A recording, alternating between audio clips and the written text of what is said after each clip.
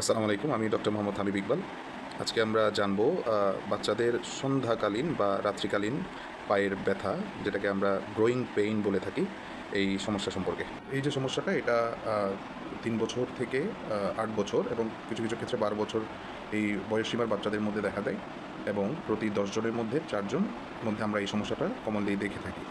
Mostly complain থাকে বাচ্চা সারাদিন ঠিক থাকে, খেলাধুলা করে, সব কিছুই ঠিকঠাক, কিন্তু সন্ধ্যার পর এবং বেশিরভাগ ক্ষেত্রে রাতের বেলা বাচ্চার এই ব্যথাটা অনুভব করে, এবং কিছু কিছু ক্ষেত্রে অনেক বেশি তীব্রতর হয়ে যায়।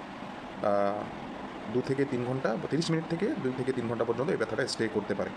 বেশিরভাগ ক্ষেত্রে এই ব্যথাটা পায়ে দেখা যায়, এবং অনেক সময় আমরা হাতেও দেখতে পাই।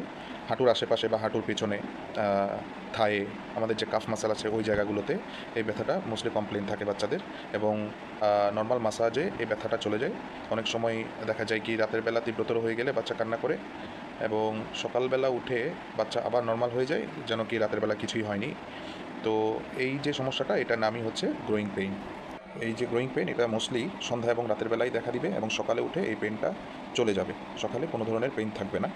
কখন বুঝবেন এটি গ্রোয়িং পেইন? যদি ব্যথার সাথে কোনো ধরনের জ্বর না থাকে, ব্যথার জায়গায় কোনো ধরনের সোয়েলিং বা ফোলা না থাকে, হ্যাঁ, রেডনেস না থাকে, এই ধরনের অন্য কোনো অসুবিধা যদি বাচ্চার না হয়, তাহলেই বুঝবেন এটা গ্রোয়িং পেইন।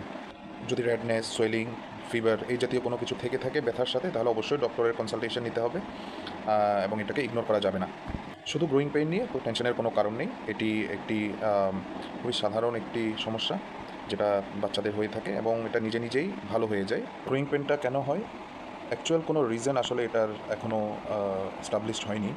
তবে রিসার্চ অনুযায়ী বাচ্চাদের গ্রোথের সাথে সাথে, বাচ্চাদের যে ব্রোন গ্রোথ হয়, এর সাথে সাথে যে মাসেলস এবং টেন্ডন আছে আমাদের শরীরে, এই মাসেলস অ্যান্ড টেন্ডন গ্রোথটা একটু স্লো।